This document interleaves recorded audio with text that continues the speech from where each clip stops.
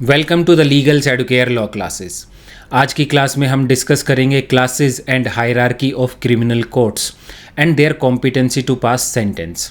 हम डिस्कस करेंगे कि एक स्टेट में कौन कौन से क्रिमिनल कोर्ट्स होते हैं, उनकी हायरार्की क्या है और ये क्रिमिनल कोर्ट्स कितनी सेंटेंस पास कर सकते हैं किसी भी ऑफेंस में। चलिए शुरू करते हैं।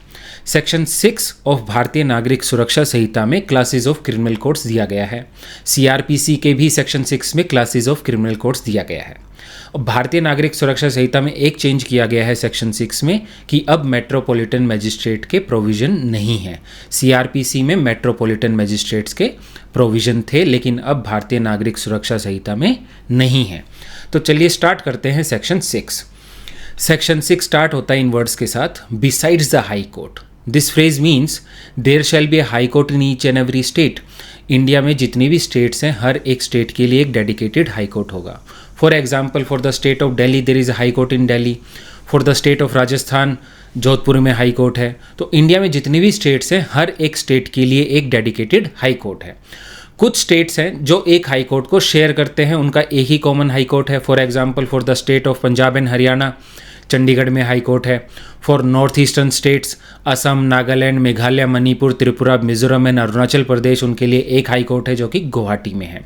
और कुछ स्टेट्स ऐसे हैं जो बड़े स्टेट हैं in terms of area and population, वहाँ पर हाई कोर्ट के साथ साथ हाई कोर्ट की बेंच भी है।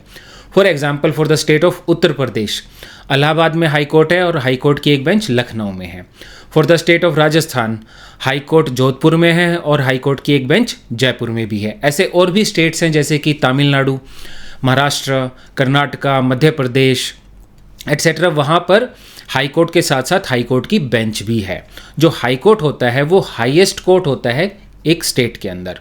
इसीलिए article 227 of Indian constitution gives high court supervisory jurisdiction.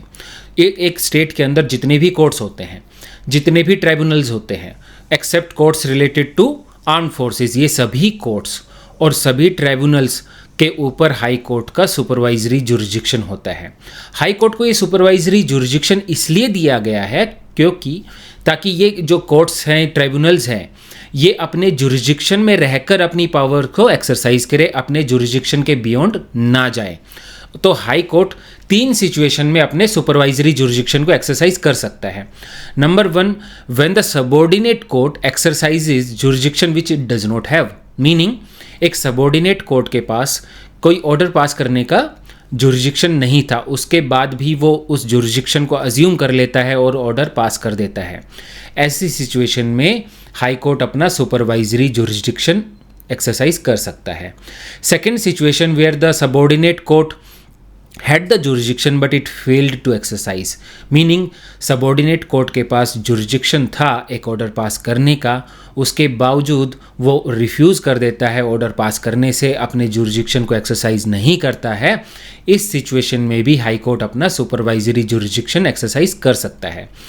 Third situation, where the subordinate court had the jurisdiction exercised it but not in a manner which is permitted by law. It means subordinate court के पास jurisdiction था, उसने exercise भी किया लेकिन law के according नहीं किया। लॉ में जो प्रोसीजर दिया था वो प्रोसीजर को उसने फॉलो नहीं किया, तो ये उसने अपना जुरिस्डिक्शन इलीगली एक्सरसाइज किया।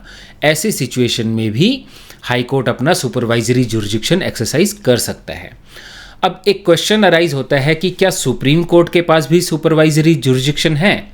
तो इसका आंसर है नो, क्योंकि high courts are not subordinate courts to the supreme court और कॉन्स्टिट्यूशन सुप्रीम कोर्ट को सुपरवाइजरी जुरिस्डिक्शन नहीं देता है, इसलिए सुप्रीम कोर्ट के पास सुपरवाइजरी जुरिस्डिक्शन नहीं है। तो ये था हाई कोर्ट। आगे सेक्शन 6 में फ्रेज है, courts constituted under any law other than this Samhita. Other than this Samhita means भारतीय नागरिक सुरक्षा संहिता। इसका मतलब ये है कि कुछ स्पेशल कोर्ट्स हो सकते हैं जो स्पेशल मैटर से डील करते हों, कुछ ऐसे कोर्ट्स हो सकते हैं जो स्पेशल सब्जेक्ट्स के लिए बनाए गए हैं। जैसे कि कोई ऑफेंस मनी लॉन्ड्रिंग से रिलेटेड है तो उस केस को पीएमएलए कोर्ट ट्राई करेगा, उसको सेक्शन 6 में जो क्रिमिनल कोर्ट्स हैं वो उसको ट्राई नहीं करेंगे। पीएमएलए कोर्ट एक स्पेशल कोर्ट है जो मनी लॉन्ड्रिंग से रिलेटेड जो भी ऑफेंसेस होते हैं वो उनको ट्राई करता है। तो ये हो गया high court and the special court. Section 6 में नेक्स्ट कोर्ट है कोर्ट ऑफ सेशन। एक स्टेट को सेशन डिवीजन्स में डिवाइड किया जाता है। एक सेशन डिवीजन में एक या उससे ज़्यादा डिस्ट्रिक्ट हो सकते हैं। एक सेशन डिवीजन में एक कोर्ट ऑफ सेशन होता है और हर एक कोर्ट ऑफ सेशन में एक सेशन जज और कितने भी एडिशनल सेशन जजेस हो सकते हैं। इनको हाई कोर्ट अपॉइंट करता है। जो एक सेशन जज होता है और एडिशनल सेशन जज होता है, उनकी जुडिशियल पावर सेम होती है, लेकिन जो सेशन जज होता है वो एडमिनिस्ट्रेटिव हेड होता है कोर्ट ऑफ सेशन का, इसलिए उसके पास कुछ एडमिनिस्ट्रेटिव पावर्स होती हैं जो कि एक एडिशनल सेशन जज के पास नहीं होती है। भारतीय नागरिक सुरक्षा संहिता में असिस्टेंट सेशन जजेस के प्रोविजन नहीं है। सीआरपीसी में असिस्टेंट सेशन जजेस के प्रोविजन थे। Next court in section 6 is magistrates court. हर एक डिस्ट्रिक्ट में एक मजिस्ट्रेट्स कोर्ट होगा। हाई कोर्ट एक मजिस्ट्रेट्स कोर्ट में कितने भी जुडिशियल मजिस्ट्रेट फर्स्ट क्लास और judicial magistrate second class appoint कर सकता है। उनमें से एक जुडिशियल मजिस्ट्रेट फर्स्ट क्लास को as a chief judicial magistrate appoint किया जाता है और कितने भी additional chief judicial magistrate appoint किए जा सकते हैं। चीफ जुडिशियल मजिस्ट्रेट्स कोर्ट का एडमिनिस्ट्रेटिव हेड होता है। उसका मेन फंक्शन होता है कि जो अदर जुडिशियल मजिस्ट्रेट्स हैं उनको सुपरवाइज करना, उनको कंट्रोल करना, और उसके अलावा वो इम्पोर्टेंट केसेस भी ट्राई करता है। जो चीफ जुडिशियल मजिस्ट्रेट और एडिशनल चीफ जुडिशियल मजिस्ट्रेट होते हैं वो सेशन जज के सबऑर्डिनेट होते हैं, और other judicial magistrate first class और सेकंड क्लास ये चीफ जुडिशियल मजिस्ट्रेट के सबऑर्डिनेट होते हैं, लेकिन इन पे जनरल कंट्रोल सेशन जज का ही होता है। तो ये हो गया मजिस्ट्रेट्स कोर्ट। लास्ट में सेक्शन 6 में है एग्जीक्यूटिव मजिस्ट्रेट्स। सेक्शन 6 में एग्जीक्यूटिव मजिस्ट्रेट्स को सेपरेट कैटेगरी में मेंशन किया गया है अदर देन जुडिशियल मजिस्ट्रेट्स। तो इससे जुडिशरी और एग्जीक्यूटिव के सेपरेशन को दिखाया गया है। पहले क्या होता था कि एक मजिस्ट्रेट ही जुडिशियल और एग्जीक्यूटिव फंक्शंस परफॉर्म करता था, लेकिन कॉन्स्टिट्यूशन के फोर्स में आने के बाद article 50 of directive principle of state policy है, वहाँ पे स्टेट को डायरेक्शन दी गई है कि वो ऐसे स्टेप्स ले जिससे जुडिशरी और एग्जीक्यूटिव को पब्लिक सर्विसेज में सेपरेट किया जा सके। तो जो सेक्शन 6 है और उसके बाद वाले जो प्रोविजंस हैं जहाँ पर हाई कोर्ट को कंप्लीट और एक्सक्लूसिव कंट्रोल दिया गया है जुडिशियल मजिस्ट्रेट्स के अपॉइंटमेंट में और उनके फंक्शंस में, ये एग्जीक्यूटिव और जुडिशरी को क्लियरली सेपरेट करता है, ये इफेक्टिवली सेपरेट करता है। Regarding the appointment of executive magistrates, state government एक डिस्ट्रिक्ट में कितने भी एग्जीक्यूटिव मजिस्ट्रेट्स को अपॉइंट कर सकती है। इनमें से एक एग्जीक्यूटिव मजिस्ट्रेट को as a district magistrate appoint किया जाता है और किसी दूसरे एग्जीक्यूटिव मजिस्ट्रेट को as a additional district magistrate appoint किया जाता है। जो डिस्ट्रिक्ट मजिस्ट्रेट होता है वो एडमिनिस्ट्रेटिव हेड होता है उस डिस्ट्रिक्ट में, और जितने भी दूसरे एग्जीक्यूटिव मजिस्ट्रेट्स होते हैं वो उसके सबऑर्डिनेट होते हैं। एक एग्जीक्यूटिव मजिस्ट्रेट के पास क्रिमिनल मैटर्स में लिमिटेड सर्कमस्टांसेस में पावर होती है। फॉर एग्जाम्पल, एक अक्यूज को जब अरेस्ट किया जाता है तो उसको within 24 hours before a judicial magistrate produce करना पड़ता है। सपोज जुडिशियल मजिस्ट्रेट अवेलेबल नहीं है तो उसको नियरेस्ट एग्जीक्यूटिव मजिस्ट्रेट के सामने प्रेजेंट किया जा सकता है, और जब उसको प्रोड्यूस किया जाएगा तो एग्जीक्यूटिव मजिस्ट्रेट के पास पावर है कि वो मैक्सिमम 7 डेज तक की पुलिस कस्टडी ग्रांट कर सकता है अंडर सेक्शन 187 सबसेक्शन 6 ऑफ भारतीय नागरिक सुरक्षा संहिता। उसके अलावा पब्लिक न्यूसेंस एटसेट्रा के केसेस में भी एग्जीक्यूटिव मजिस्ट्रेट के पास कुछ पावर्स होती हैं। तो ये था classes of criminal courts and hierarchy of criminal courts. Next topic है criminal courts competency to pass sentence in offences.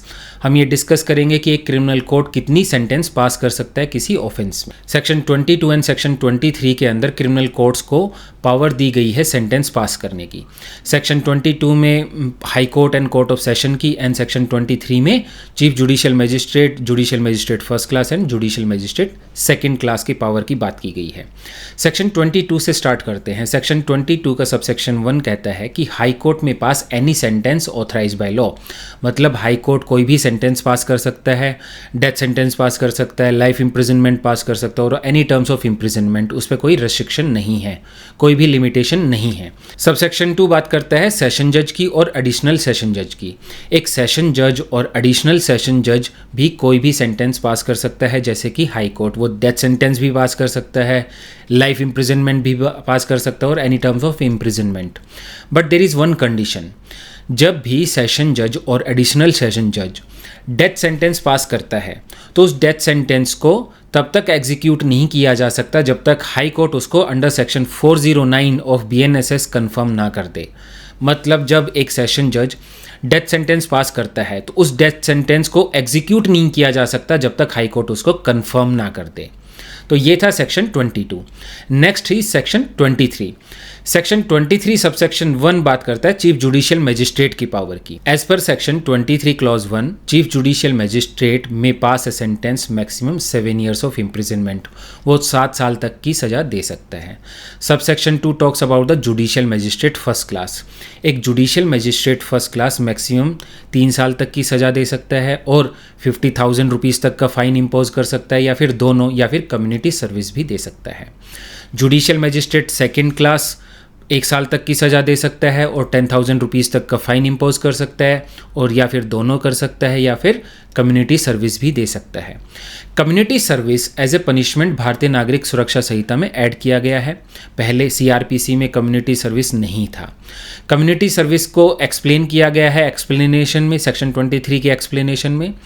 As per explanation, community service वो काम है जो कोर्ट एज ए पनिशमेंट देता है कन्विक्ट को करने के लिए, जिससे सोसाइटी या जो कम्युनिटी है उसका फ़ायदा हो, लेकिन उसको उस काम के पैसे नहीं मिलते हैं। ये काम उसको बिना रेम्यूनरेशन के करना पड़ता है, वो एज ए पनिशमेंट दिया जाता है उसको करने के लिए। तो ये था classes of criminal courts, hierarchy of criminal courts and criminal courts competency to pass sentence. तो इसी के साथ कंक्लूड करते हैं। आई होप आपको बेटर क्लैरिटी मिली होगी regarding the classes and hierarchy of criminal courts. If you like our content, please like, share and subscribe.